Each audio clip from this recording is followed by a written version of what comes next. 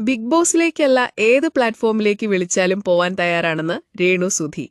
തന്നെ പിന്തുണച്ച് സംസാരിച്ചതിന് ബിഗ് ബോസ് വിജയിയായിരുന്ന സംവിധായകൻ അഖിൽ മാരാർക്ക് രേണു നന്ദി പറയുന്നു. സുധിച്ചേട്ടൻ തിരിച്ചു വന്നിരുന്നുവെങ്കിലെന്ന് ഓരോ നിമിഷവും ആഗ്രഹിക്കുന്നുവെന്നും എന്നാൽ ഇപ്പോൾ സ്വപ്നത്തിൽ പോലും വരുന്നില്ലെന്നും ജിഞ്ചർ മീഡിയയ്ക്ക് നൽകിയ അഭിമുഖത്തിൽ രേണു തുറന്നു പറഞ്ഞു. രേണുവിന്റെ വാക്കുകൾ ഇങ്ങനെ: ബിഗ് ബോസിലേക്ക് ഇതുവരെ വിളിച്ചിട്ടില്ല. സാധ്യതയുണ്ടാകാം, ഉണ്ടാകാതിരിക്കാം. വിളിച്ചാൽ പോകും. ബിഗ് ബോസ് സ്ഥിരം കാണുന്ന ആളല്ല. ഷോർട്സ് ഒക്കെ കാണാറുള്ളൂ. പ്രഡിക്ഷൻ ലിസ്റ്റിലുണ്ട്. വിളിച്ചാൽ അതെവിടെയാണെങ്കിലും പോകും. ഏത് പ്ലാറ്റ്ഫോമാണെങ്കിലും പോകാമെന്നും രേണു പറയുന്നു.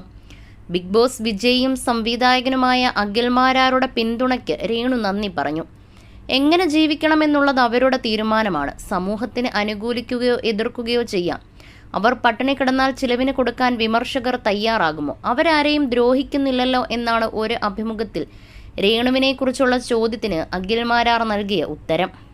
താൻ പറഞ്ഞത് തന്നെയാണ് അഖിൽ ബ്രോയും പറഞ്ഞത്. ഒരുപാട് നല്ല വ്യക്തികൾ തന്നെ പിന്തുണച്ച് സംസാരിച്ചിട്ടുണ്ട്. തന്നെ മനസ്സിലാക്കിയല്ലോ, അവർക്കെല്ലാം നന്ദി.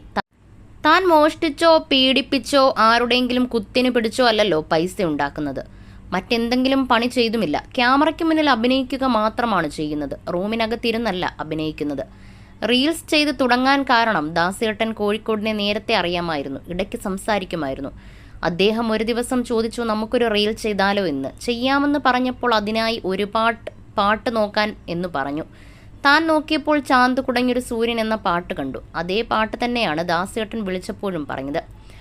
ആ റീൽ കേരളക്കര തകർത്തു. ആദ്യ വിവാദമുണ്ടായപ്പോഴും ഇപ്പോഴത്തേത് പോലെ തന്നെയാണ് കൈകാര്യം ചെയ്തത്. സുധിച്ചേട്ടന്റെ വിയോഗത്തിന് ശേഷം കുറേ അനുഭവങ്ങളുണ്ടായി. താനൊരു വിധവയാണ്, സിംഗിൾ മദറാണ്. എന്നോട് പലരും ചോദിച്ചിട്ടുണ്ട്, രേണു നിന്നെ ഉണ്ടാക്കിയത് ഉരുക്കുകൊണ്ടാണോ എന്ന്. ഞങ്ങളൊക്കെ രണ്ട് കേട്ടാൽ ഒന്നെങ്കിൽ ഉത്തരത്തിൽ തൂങ്ങും, അല്ലെങ്കിൽ ഈ പണി നിർത്തി പിച്ചക്കാരിയായി തെണ്ടുമെന്ന്. ഞാൻ തളരത്തില്ല എന്ന് അവരോട് പറയും. ഞാൻ ഒറ്റയ്ക്കാണ്. എനിക്ക് വേണ്ടി സംസാരിക്കാൻ ഞാൻ മാത്രമേ ഉള്ളൂ. ചിലപ്പോൾ സുധിച്ചേട്ടന്റെ ആത്മാവ് എൻ്റെ ഉള്ളിൽ ഉണ്ടായിരിക്കുന്ന ഒരു ശക്തിയായിരിക്കും. സുധിച്ചേട്ടൻ ഇപ്പോഴും കൂടെ ഉണ്ടെന്നാണ് വിശ്വസിക്കുന്നത്. സുധിച്ചേട്ടൻ മരിച്ചിട്ട് ഇന്ന് വരെ ഒരു ദിവസം പോലും ഓർക്കാത്ത ദിവസമോ ആ പേര് പറയാത്ത ദിവസമോ ഇല്ല. കുറച്ച് ദിവസമായി ആ പ്രസൻസ് അറിയുന്നില്ല. വീട്ടിൽ നിൽക്കാത്തത് കൊണ്ടാകും. സ്വപ്നത്തിൽ വരാൻ ആഗ്രഹിക്കും. ഇത് കേൾക്കുമ്പോൾ ആളുകൾ പറയും, ഇവളുടെ സ്വഭാവം കൊണ്ടാണ് സ്വപ്നത്തിൽ പോലും വരാത്തതെന്ന്.